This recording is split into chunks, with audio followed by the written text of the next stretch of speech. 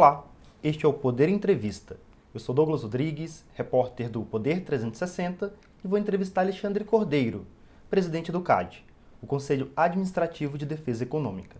Cordeiro tem 46 anos, tem dupla graduação em Direito e em Economia e é doutorando em Direito Econômico pela Universidade Federal de Minas Gerais. Foi conselheiro do CAD e superintendente-geral da autarquia durante 2 mandatos. Está na presidência do Conselho desde julho de 2021. Cordeiro, obrigado por ter aceitado o convite. Eu que agradeço, Douglas. Obrigado pelo convite, é um prazer estar aqui. E eu agradeço também a todos os web espectadores que assistem a este programa. Essa entrevista está sendo gravada no estúdio do Poder 360, em Brasília, em 11 de agosto de 2022. Para ficar sempre bem informado, inscreva-se no canal do Poder 360, ative as notificações e não perca nenhuma informação relevante. Alexandre Cordeiro, eu gostaria de começar a nossa conversa questionando o senhor, qual o papel do CAD? Douglas, o CAD é uma autarquia, como você mesmo disse, vinculado ao Ministério da Justiça e que tem um papel de extrema relevância, já dito pela Constituição, que é, de uma certa maneira, regular a ordem econômica. E a ordem econômica significa a relação entre as empresas, a relação das empresas com os consumidores. E aí, para isso, ele tem algumas funções muito importantes e primordiais, conforme está na nossa Lei de Defesa da Concorrência, que é fazer o controle de estruturas, ou seja, as fusões e aquisições, o que a gente chama de ato de concentração, devem ser analisadas pelo CAD antes de serem consumadas. Imagine que uma empresa está comprando a outra, ela precisa antes perguntar ao CAD se pode seguir com aquele negócio. Isso é uma das funções importantíssimas e o número de fusões e aquisições tem aumentado cada vez mais. Ou seja, ano passado a gente quebrou o recorde da quantidade de fusões e aquisições notificadas ao CAD. Para além disso, a gente tem uma outra competência que é de defender a economia, defender os mercados, defender a concorrência através do combate aos ilícitos concorrenciais. O que isso quer dizer? Cartel, por exemplo. As pessoas, a gente imagina que a competição tem que ser livre e as empresas disputarem a preferência do consumidor. No entanto, quando elas se juntam e combinam preço, dividem região geográfica, elas acabam cobrando um valor maior do que o valor que seria o valor de seus produtos e serviços, né? O valor que seria o preço competitivo. Seria um preço supracompetitivo, ou seja, extrai ilegalmente a renda do consumidor. Isso é proibido. Para além do cartel, tem outros tipos de ilícitos, como ilícitos que a gente chama de condutas unilaterais, como fixação de preço de revenda, venda casada, contratos de exclusividade, descontos condicionados, diversos outros ilícitos que, a princípio, podem gerar problemas concorrenciais e o CAD justamente faz essa análise para saber se existe ou não ali um prejuízo para a concorrência, um prejuízo para o consumidor. E a terceira e última função do CAD é a função de advocacy, é a função de defesa da concorrência e de até alertar a sociedade, alertar as empresas, alertar as outras autarquias, o poder público de uma maneira geral, de como um mercado competitivo deve funcionar. Eu dou um exemplo muito simples. Às vezes alguma agência reguladora publica alguma regulação que tem uma característica técnica importante, de segurança para aquele mercado, mas às vezes ela ultrapassa o limite regulatório e gera um problema para a concorrência. O CAD tem o dever de chamar a agência e explicar, olha, sob o ponto de vista competitivo, e aqui sem entrar na competência da agência, mas dentro da competência do CAD, alertar a agência e dizer, olha, nós temos aqui uma melhor maneira de fazer isso sem que afete de maneira tão direta o âmbito competitivo.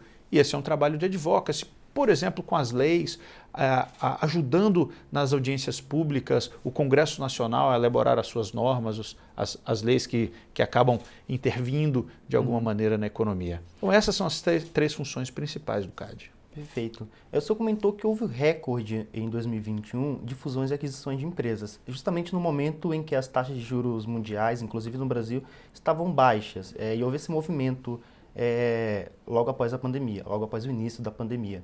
Em 2022, qual a tendência? Esse número tem diminuído? Eu imagino que tenha caído. Não, a gente acha que esse número vai inclusive aumentar. Então pode renovar o recorde? Eu acho que a gente pode quebrar um novo recorde. O que a gente tem percebido? Que a economia, apesar de todas as dificuldades que o Brasil e o mundo passou com a pandemia a partir do início de 2020, logo depois da guerra, a gente tem percebido que a economia do Brasil está se desenvolvendo. Isso é um bom sinal, a gente percebe isso com os dados que tem no CAD. A quantidade de fusões e aquisições mostra que o mercado está aquecido, que as pessoas estão investindo, estão acreditando no Brasil. Isso é muito importante.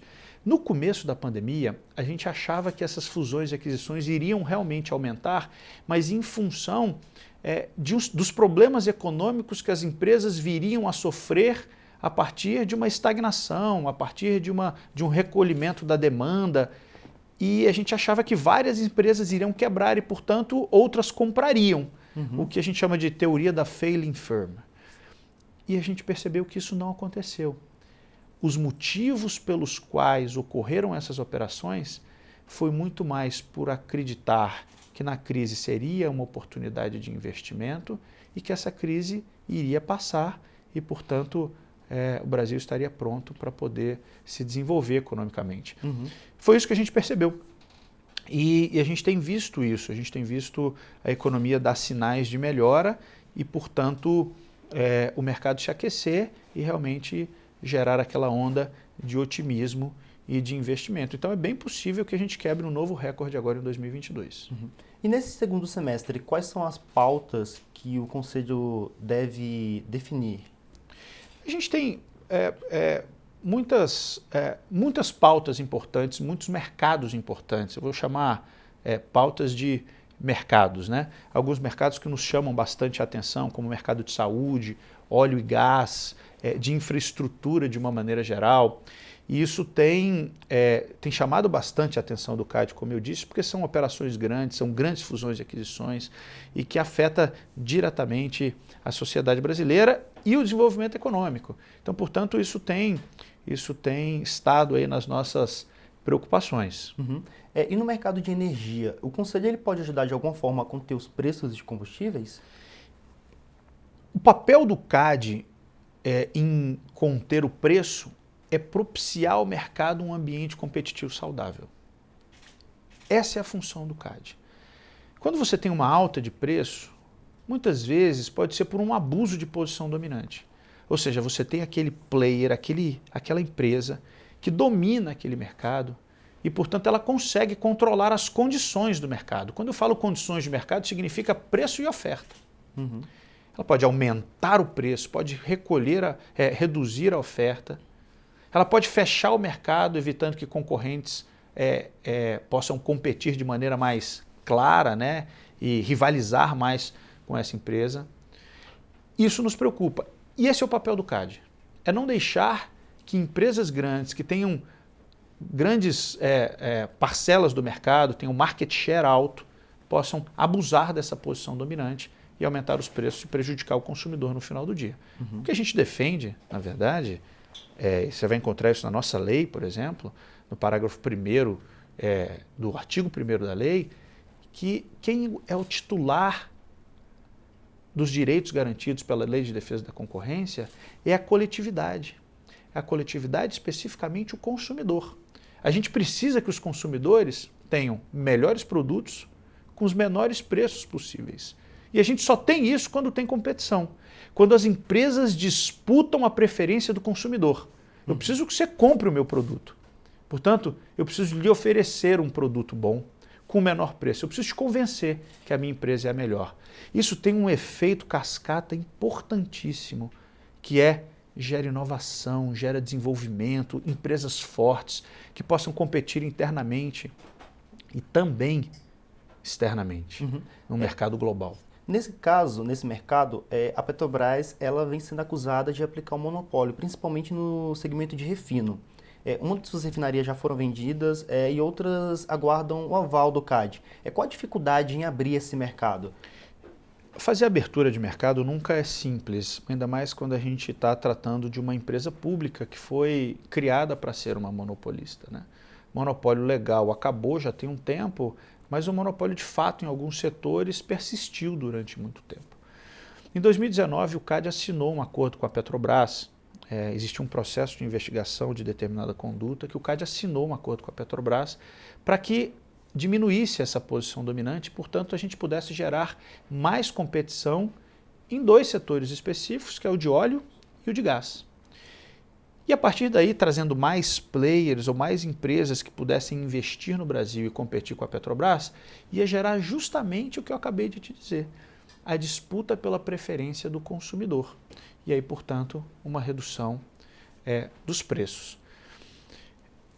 Esses investimentos estão andando muito bem, até melhor do que o que a gente imaginava. A gente sabe da dificuldade que se tem para vender um ativo de uma empresa pública, mas ao mesmo tempo a gente tem percebido que os testes de mercado que a gente fez à época têm se confirmado, ou seja, muito interesse da iniciativa privada em adquirir esses produtos. Como você bem mesmo disse, Douglas, a gente já vendeu uma refinaria na Bahia, e o mercado está abrindo. Agora, não se faz essa abertura da noite para o dia. Não se faz essa abertura com uma canetada. Isso é um processo de desinvestimento. É um processo de desinvestimento e de abertura do mercado em todos os elos da cadeia. E aí o mercado realmente leva um tempo para poder se readequar, para criar novos contratos e para criar novas relações negociais.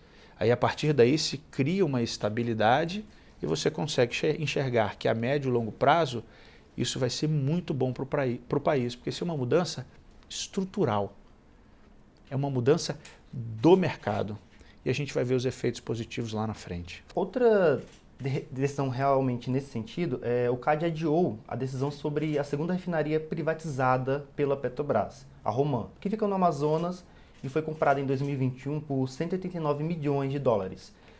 Qual a dificuldade do órgão ainda nessa venda? O senhor comentou que há um amadurecimento do mercado e o CAD vem dando mais tempo para a Petrobras conseguir vender essas refinarias. Mas poderia ser feito alguma coisa para poder avançar ainda? A gente tem feito de porque tudo. Nesse caso foi uma decisão do CAD adiando a venda. Na verdade, não foi bem assim, adiando a venda. Esse é um caso que, inclusive, está para ser julgado. Eu não posso falar do caso específico, porque eu julgarei o caso. Mas, de uma maneira geral, quando o caso é notificado ao CAD, ele passa por um processo de investigação. Ou seja, que é colher informações do mercado, ouvir os terceiros interessados, saber se ali existe quem está comprando, por exemplo, a refinaria A, B ou C, pode aumentar muito a posição dominante e, portanto, acabar fechando o mercado e gerar um problema maior para a economia. Então, tudo isso a gente faz em uma análise de uma investigação de ato de concentração, conforme um guia que a gente tem, que é o guia de atos de concentração horizontais, em que a gente consegue, a partir dali, analisar os impactos daquele negócio jurídico, né? Os impactos negativos e positivos. Se os impactos positivos forem maiores que os negativos, a gente aprova a operação. Isso está exatamente na lei, no parágrafo 5º e parágrafo 6º do artigo 88 da Lei 12.529. Bacana dizer isso, porque tudo isso que a gente tem feito está resguardado por um ordenamento jurídico. E os adiamentos, muitas vezes, que ocorrem, tirando o caso de uma sessão e mandando para outra, é porque a gente continua em investigação e muitas vezes negociando remédio com as partes. E os conselheiros, às vezes, ainda não estão confortáveis para poder tomar a melhor decisão. Não existe uma corrida contra o tempo. Existe a corrida para a melhor decisão em todos os cenários, curto, médio e longo prazo. É lógico, tempo é importante, mas não é o principal. O CAD não faz nada de afogadilho. As decisões do CAD são muito técnicas. Elas são baseadas em eficiência, são baseadas na literatura econômica, jurídica. E nós temos muitas pessoas colocando a mão nesse processo e trabalhando em conjunto. Desde a entrada do processo, na Superintendência Geral, como a análise por conselheiro relator e todos os outros conselheiros, a presidência do CAD, a Procuradoria, Ministério Público, ou seja, são muitas pessoas especialistas e técnicas no assunto, capazes de tomar uma decisão que seja melhor para a sociedade brasileira e para o consumidor no final do dia. Lembrando que a gente erra, sim. A gente pode falhar? Sim, a gente pode falhar. Esse é o cuidado que a administração pública tem que ter. Entender o mercado, saber dos limites da intervenção e sempre procurar fazer análise de impacto das suas decisões. Quais são as externalidades que essa decisão terá? Em vários cenários. São positivas, são negativas e a partir daí a gente balanceá-las para tomar a decisão. Faremos assim ou faremos de outra maneira? Uhum. Outro segmento que o CAD tomou uma decisão recentemente foi a venda da Oi para outras empresas de telefonia. E o mercado vem acompanhando como que está sendo os impactos dessa decisão. O CAD vem acompanhando se as empresas estão cumprindo com o que foi acordado? Toda fusão e aquisição que é aprovada com restrição, ou seja, com remédios, ela fica um tempo no CAD sendo acompanhada. Esse caso é um caso muito importante, que envolvia diretamente 45 milhões de usuários da Oi, por exemplo, uma discussão a respeito da saúde econômica da empresa e, portanto, se ela deveria ou não ser adquirida pelas suas 3 concorrentes. O CAD chegou à conclusão que realmente a operação poderia gerar alguns problemas concorrenciais, mas elas seriam sanadas pelos remédios que foram aplicados pelo CAD. E o CAD tem olhado com lupa a execução desses remédios. Por que isso é importante? Se a gente entendeu que na aprovação da fusão é importante que se tenha um remédio, o mais importante é que esse remédio seja efetivamente aplicado e cumprido, porque senão a decisão não valeu de nada.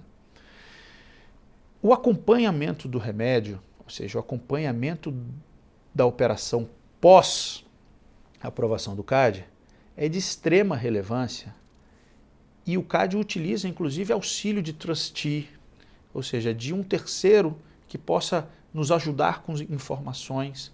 As partes, a rigor, colaboram muito para que realmente elas consigam demonstrar que o remédio está sendo aplicado e a gente também tem a fiscalização dos próprios concorrentes, da própria sociedade e dos terceiros interessados, que a todo momento estão municiando o CAD com informações, dizendo, olha, a empresa tal não está cumprindo aquilo que ela prometeu com o CAD, olha o que está acontecendo.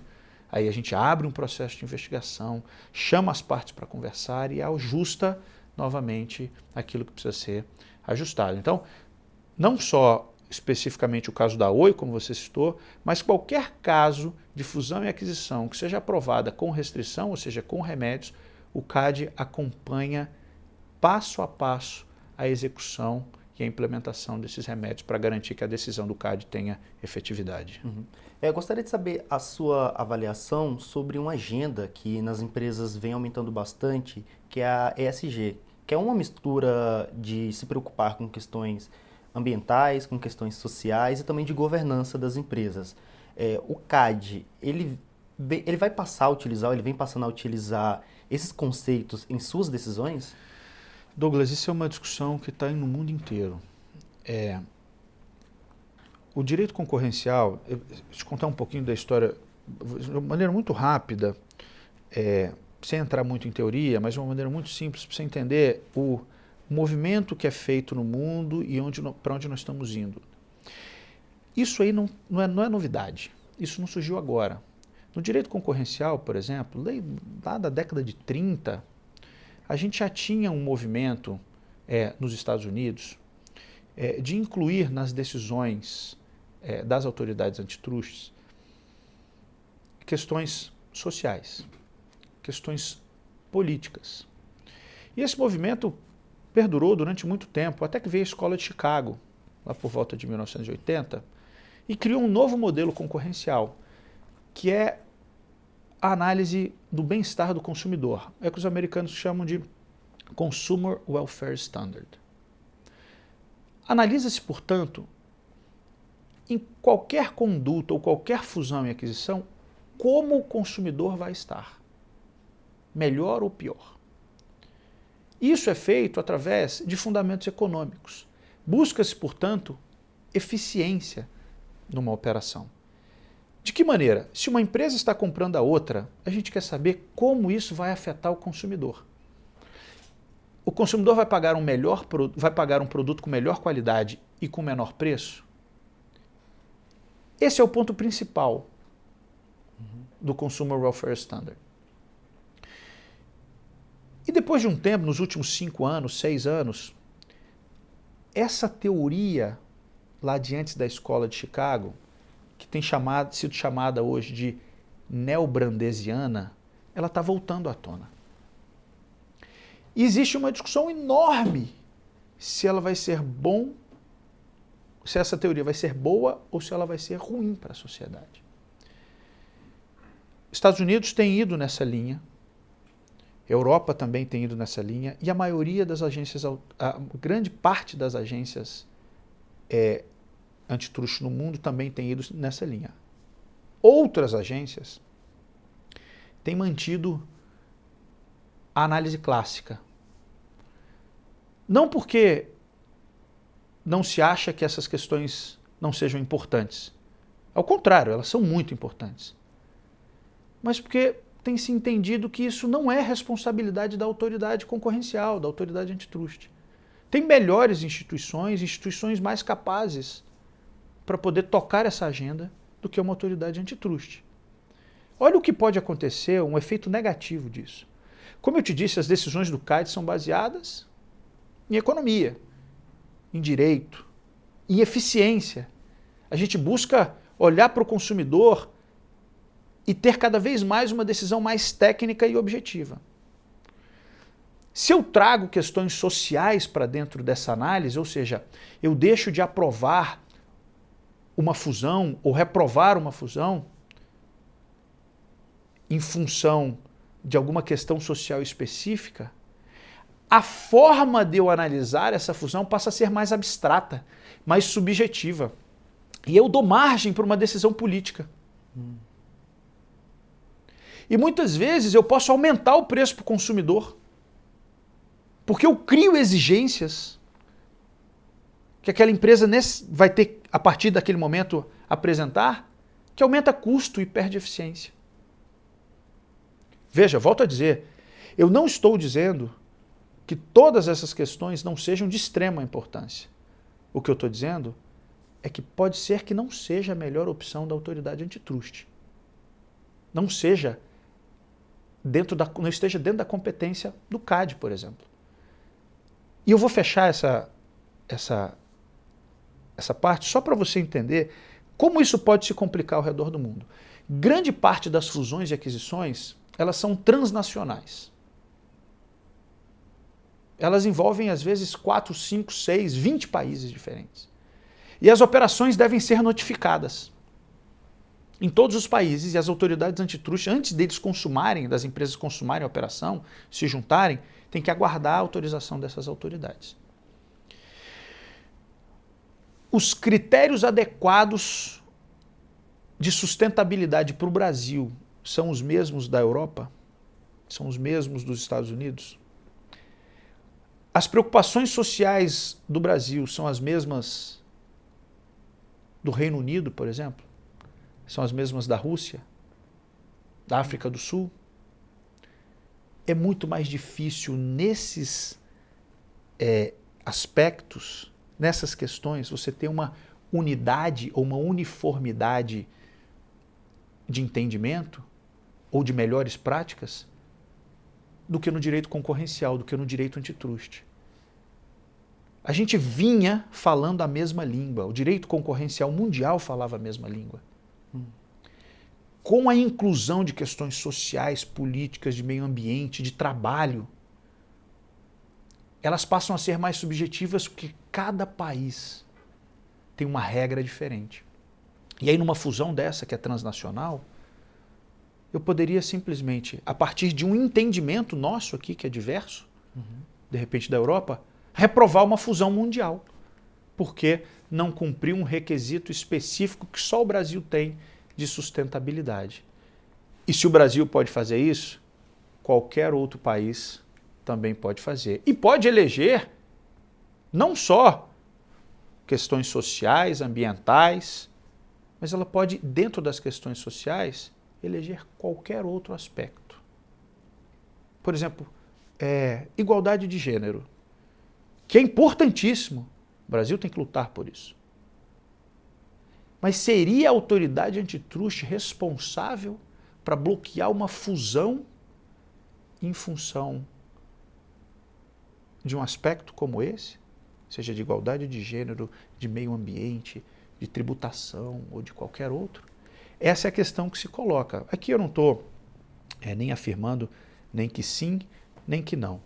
O que eu estou dizendo é apenas mostrando o que está acontecendo na discussão no mundo inteiro e mais do que isso, né?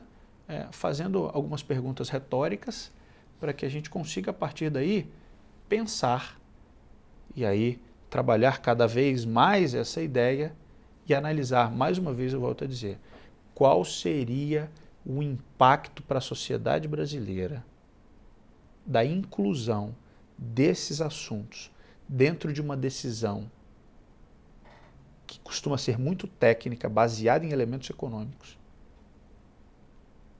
de uma fusão e aquisição ou de um comportamento empresarial dentro da competência do CAD. Seria isso. E chega ao final essa edição do Poder Entrevista. Em nome do jornal digital Poder 360, eu agradeço ao Alexandre Cordeiro.